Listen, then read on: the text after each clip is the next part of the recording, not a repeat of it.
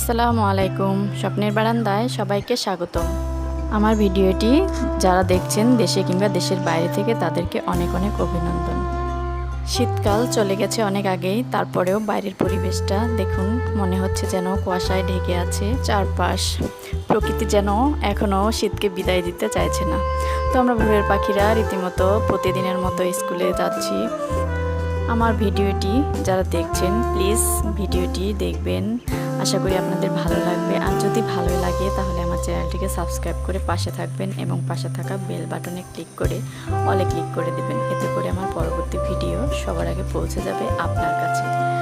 তো আপনাদের সাথে কথা বলতে বলতে স্কুলের ক্যাম্পাসে আমরা ঢুকে গেছি।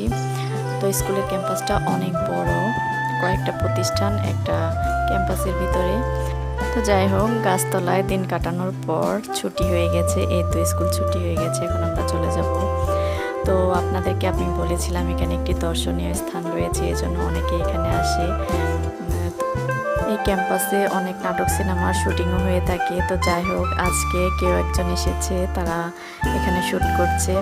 তো আমিও কিছুটা আপনাদের সাথে শেয়ার করছি, আশা করি আপনাদের ভালো লাগবে।